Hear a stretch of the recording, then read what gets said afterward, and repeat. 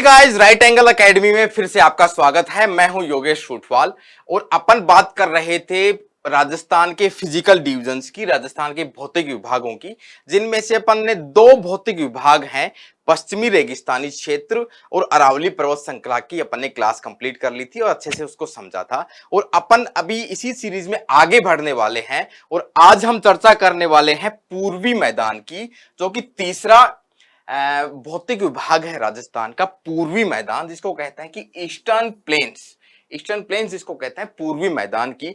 पूर्वी इसलिए कि यह है इसकी जो लोकेशन है, इसकी जो लोकेशन है, मैं बात करूं कि ये जो पर्वत श्रृंखला हो गई अरावली पर्वत श्रृंखला, अब पूर्वी मैदान है जो ईस्टर्न प्लेन है वो अरावली पर्वत श्रृंखला की पूर्व की दिशा में है, ईस्टर्न साइड में है, इसलिए इसका नाम रखा गया है पूर्वी मैदान। ठीक है, आगे बढ़ते हैं इसी सीरीज में। सबसे पहले अपन बात करते हैं कि जो पूर्वी मैदान है राजस्थान के कुल क्षेत्रफल को एक जगह रखा जाए तो ईस्टर्न प्लेन्स का उसमें पार्ट कितना आता है। उसका पार्ट है अपना 23.30%, 23.30% राजस्थान में पूर्वी मैदान का हिस्सा आता है। जबकि अपन बात करें पूर्वी मैदान है उसको भी अपन ने उप विभागों में बांटा है, सब डिविजन्स में बांटा है।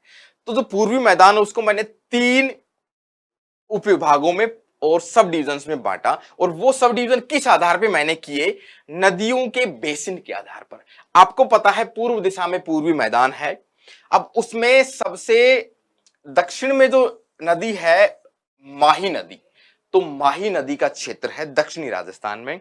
दूसरी नदी है आपकी बनास नदी, तो बनास नदी के आधार पर इसका दूसरा सब डिवीजन हो गया बनास बेसिन। तीसरा सब डिवीजन हो गया चंबल बेसिन, चंबल नदी और उसकी सहायक नदियों के द्वारा जो मिलके बना वो भौतिक विभाग हो गया आपका चंबल बेसिन। 3 इसके सब डिवीजन हो गए किसके, पूर्वी मैदान के। पूर्वी मैदान के पहला कौन सा हुआ, पहला नदी के आधार पर माही, दूसरा हो गया आपका बनास और तीसरा हो गया चंबल। तो एक एक सब डिवीजन की अपन विस्तार से अपन समझते हैं। ठीक है, आगे बढ़ते हैं। तो सबसे पहला जो भौतिक विभाग आया, सब डिवीजन आया, वो है आपका माही बेसिन। माही बेसिन, माही नदी और उसकी सहायक नदियों के द्वारा जो बेसिन बना है उस क्षेत्र को अपन ने माही बेसिन कहा। उसकी क्या विशेषताएं हैं अपन देखते हैं। अब उसकी विशेषताएं ये है कि उसका ढाल है, किसी भी भौतिक स्थलाकृति का या फिजियोग्राफिक रीजन का अपने को ढाल देखना हो तो वहां की जो रिवर्स हैं उनका फ्लो की डायरेक्शन देख लो तो वही ढाल मिलेगा। अगर मैं बात करूं, एक रफ डायग्राम अपन बनाते हैं राजस्थान का, ये राजस्थान का डायग्राम है। अब माही नदी क्या है कि यहां से निकलती है मध्य प्रदेश से और राजस्थान में प्रवाहित होती हुई वापस से गुजरात और खंबात की खाड़ी में गिरती है। अब इसकी जो प्रवाह की डायरेक्शन हुई, इसकी प्रवाह की डायरेक्शन हो गई इस डायरेक्शन में हुई तो पश्चिमी दिशा में, ढाल हुआ इस रीजन का तो पश्चिमी दिशा में, तो सारी नदियां हैं उनका प्रवाह इस डायरेक्शन में होगा, इसलिए ढाल होगा पश्चिमी दिशा में। क्षेत्र कौन सा है, माही बेसिन का क्षेत्र कौन सा है, तो दक्षिणी राजस्थान की अपन बात करें तो दक्षिणी राजस्थान के जो डिस्ट्रिक्ट्स हैं उनमें कौन कौन से हैं, डूंगरपुर, प्रतापगढ़ और बांसवाड़ा, मेनली ये जो डिस्ट्रिक्ट्स हैं उनको मिला के ये माही बेसिन बनता है और ये क्षेत्र बनता है। आगे बढ़ते हैं, कौन कौन सी नदियों द्वारा ये बेसिन बनाया गया है, पूर्वी मैदान का जो ये पार्ट है आपका माही बेसिन, कौन कौन सी नदियां हैं, सोम, माही और जाखम। माही नदी की ही दोनों सहायक नदियां हैं, सोम और जाखम। माही नदी, ये अपन बात कर रहे थे माही नदी, इसी की सहायक नदियां हैं सोम और जाखम। सोम और जाखम उत्तर दिशा से माही रिवर में मिलती है, फिर माही रिवर में मिलने के बाद में माही रिवर खंबात की खाड़ी में गिरती है। तो ये जो रीजन हुआ आपका, ये हो गया आपका माही बेसिन। और नदियां कौन सी हो गई, सोम, माही, जाखम। यहां पे एक बहुत महत्वपूर्ण बात ध्यान रखने की ये है कि सोम, माही और जाखम नदियों का जो संगम होता है इस जगह पे, ठीक है, इस जगह पे, उस जगह का नाम है बेणेश्वर धाम। बहुत इंपॉर्टेंट है ये, इसको ध्यान रखता है कि ये जो संगम है यहां पे उसका नाम है बेणेश्वर धाम। ठीक है, बहुत महत्वपूर्ण चीज है। आगे बढ़ते हैं, इस रीजन में ही कुछ विशेषताएं हैं। आपने नाम सुना होगा 56 का मैदान।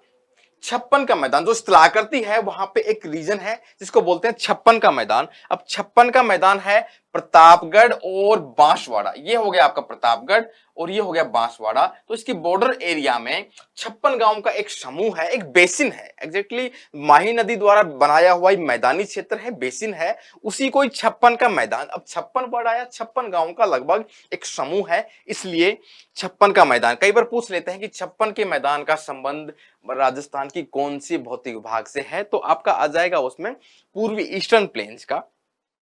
दूसरी एक स्थलाकृति यहां पे आती है कांठल या कांथल प्रदेश। कांठल प्रदेश क्या है कि प्रतापगढ़ और बांसवाड़ा के बीच में है, ये हो गया आपका प्रतापगढ़ और ये बांसवाड़ा इसी क्षेत्र में, जहां पे आपका छप्पन का मैदान था उसी के आसपास में कांठल प्रदेश है। उबड़ खाबड़ जो एक अनइवन जो जमीन होती है, जो प्लेन होता है, जिसको अपन रेवाइंस भी कहते हैं, बीहड़ भी कह सकते हैं, उबड़ खाबड़ जमीन है, तो कांठल प्रदेश उसको कहा जाता है। तीसरा यहां पे एक विशेषता है इसकी, वागड़ या बागड़ प्रदेश। ये माही बेसिन जो है उसी के अंतर्गत आने वाली कुछ स्थलाकृति हैं, तो इसका नाम हुआ वागड़ या बांगड़, वागड़ या बांगड़। अब अगर अपन बात करें बांगर, बांगर खादर और बांगर की बात करेंगे तो वो जलोढ़ द्वारा निर्मित मैदान होते हैं, जबकि यहाँ पे है वागड़ या फिर बांगड़ प्रदेश। अब ये है डूंगरपुर और बांसवाड़ा के रीजन, इनको दोनों को मिलाएंगे तो उस रीजन को बोलते हैं वागड़ या बांगड़ क्षेत्र। और वो क्यों कहते हैं, यहाँ पे वागड़ी भाषा बोली जाती है इसलिए।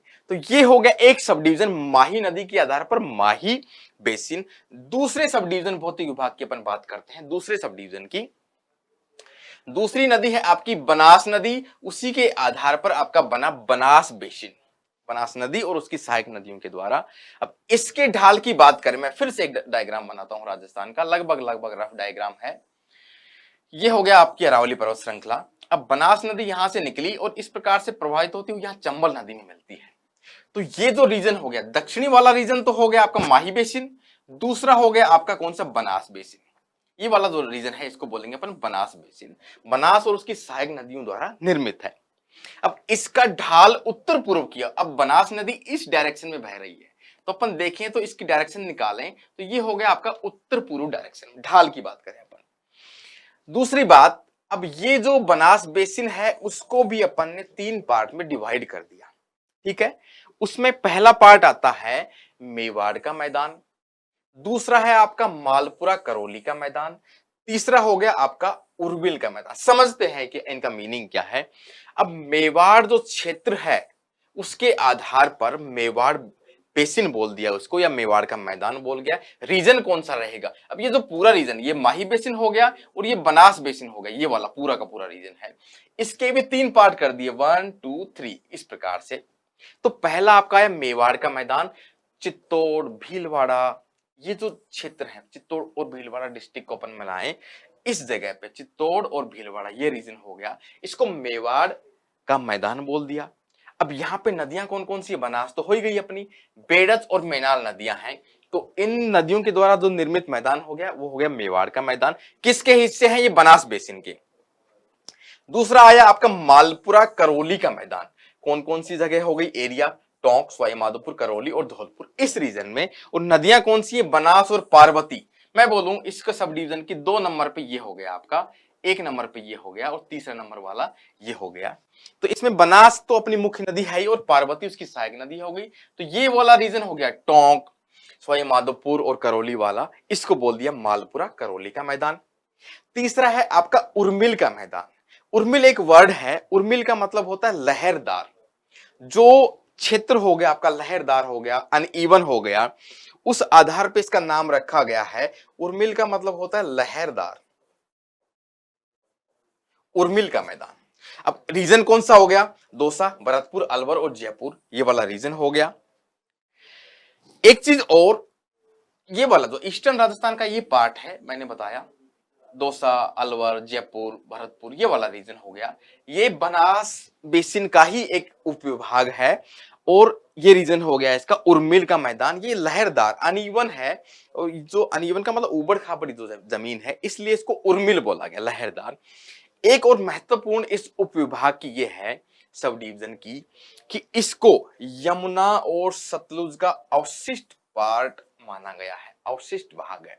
ऐसा कहते हैं कि जो भारत का उत्तर का विशाल मैदान है ये राजस्थान है, ये उत्तर के डायरेक्शन में ये हो गया आपका, ये वाला रीजन है उत्तर का विशाल मैदान।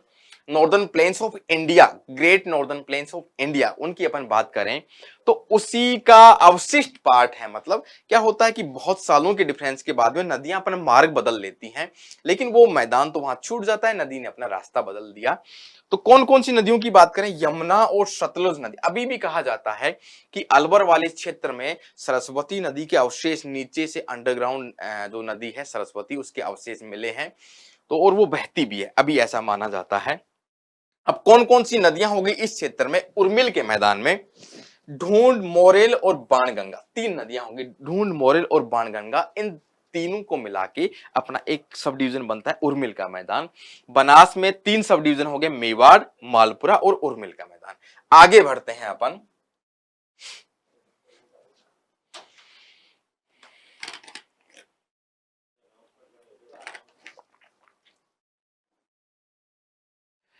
अब पूर्वी मैदान का ही तीसरा अपना सब डिवीजन है चंबल बेसिन।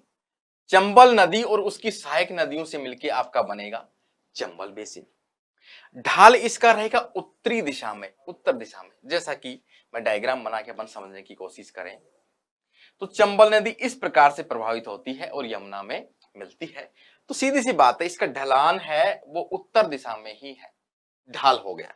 दूसरी बात, क्षेत्र कौन सा है, कोटा, बूंदी, बारा, सवाई माधोपुर और धौलपुर, ये रीजन हो गया किसका, चंबल बेसिन का। अब ये जो सारे बेसिन है, अपन एक ब्लैंक डायग्राम है राजस्थान का, उसमें अपन ड्रॉ करके समझेंगे भी, आगे वाली स्लाइड्स में अपन देखेंगे। पहले एक बार यहाँ इसकी थ्योरी देखते हैं। नदियां कौन सी हैं यहाँ पे, चंबल और उसकी सहायक नदियां, चंबल, पार्वती, ये उसकी सहायक नदियां हैं, उसके द्वारा निर्मित ये मैदान है। एक चीज और यहाँ पे वर्ड निकल के आता है, बेडलैंड स्थलाकृति, या फिर इसको बोले उत्खात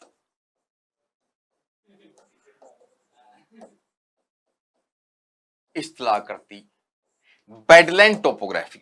बेडलैंड टोपो, इसका मीनिंग ये हुआ कि चंबल और उसकी सहायक नदियों द्वारा सवाई माधोपुर, करौली, भरतपुर, धौलपुर, इस रीजन में रेवाइंस, जिसको बोलते हैं कि महाखड्ड, मतलब ऐसी जमीन है जो मतलब कि उपजाऊ बिल्कुल भी नहीं है, और वहां पे इरोजन इतना हो गया है, अपर्दन इतना हो गया है कि वो जमीन बंजर हो गई है। तो उस रीजन को यहाँ पे कहा गया है बेडलैंड, नाम से ही पता लग रहा है बेड, जो जमीन बेड है मतलब कि बुरी है, वो स्थलाकृति यहाँ पे है उत्खात स्थलाकृति, ये बेडलैंड टोपोग्राफ। किसकी विशेषता है, आपकी चंबल बेसिन की। आगे का एक पॉइंट है यहाँ पे चूलिया जलप्रपात। अब ये जो जलप्रपात है चंबल नदी पर ही बनता है। चंबल नदी जब मध्य प्रदेश से बह के गोर्ज बनाती हुई, क्योंकि वो जो रीजन है आपका प्लेट्यू वाला रीजन है, पठारी क्षेत्र, उसमें जब गोर्ज बनता है, एक घाटी जैसे बनता है, तो 84गढ़ से राजस्थान, जब अपन नदियों की बात करेंगे तो पूरा अपन उसको फॉलो करेंगे, उसकी स्थलाकृति देखेंगे। 84गढ़ से जब प्रवेश करती है राजस्थान में, उसके बाद में ये जलप्रपात बनता है चूलिया जलप्रपात, जिसकी ऊंचाई 18 मीटर के लगभग है। अब ये कहां पे स्थित है, चंबल बेसिन में ही।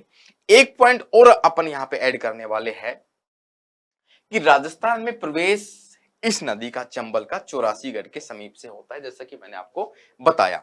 इसको अपन कुछ फोटो से समझने की कोशिश करते हैं, कुछ पिक्चर्स अपन यहाँ पे इंक्लूड करते हैं। ये कितनी खूबसूरत एक पिक्चर है, राजस्थान टूरिज्म में कई बार दिखाया भी जाता है चूलिया जलप्रपात को, कि यहाँ पे ये नदी आती है और यहां से ये वाटरफॉल हो रहा है इस प्रकार से।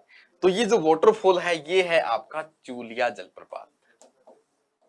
आई बात समझ में, किसमें है, आपका चंबल नदी बेसिन में है चूलिया जलप्रपात। जिसकी हाइट नापेंगे यहां से, और जहां तक ये गिरेगा पानी, ये पानी गिर रहा है यहाँ पे, इस प्रकार से ये हो गया। कितना सीनिक व्यू है आपका, ब्यूटीफुल व्यू है चूलिया जलप्रपात का। आगे बढ़ते हैं। एक वर्ड अपन ने और सुना था बेडलैंड टोपोग्राफी का, उत्खात स्थलाकृति, जो चंबल नदी द्वारा ईस्टर्न राजस्थान में आपका धौलपुर हो गया, भरतपुर हो गया, दौसा, सवाई माधोपुर, इस क्षेत्र में जो बेडलैंड टोपोग्राफी बनती है, रेवाइंस, जिसमें चंबल की डाकू जो आपने कहानियां सुनी है, उसी की कहानी ये है कि ये जो स्थलाकृति है, ये इसका निर्माण हुआ अपर्दन से, इतने ज्यादा स्पीड में जब पानी यहां से निकलेगा तो इस मिट्टी की ऊपरी जो चादर है उसको उठा के ले जाएगा। तो ये स्थलाकृति बन जाएगी किसकी वजह से? अपर्दन की वजह से।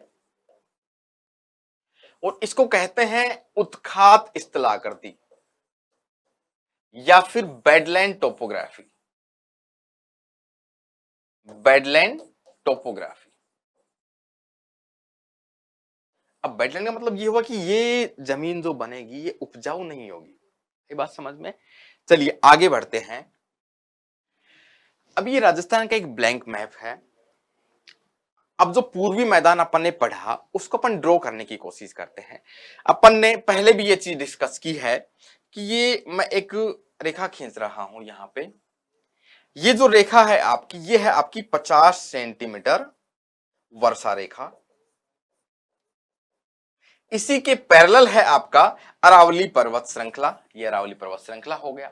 अब अरावली पर्वत श्रृंखला और 50 सेंटीमीटर वर्षा लाइन है, ये पूर्वी मैदान की एक बाउंड्री हो गई, डिसाइड करती है।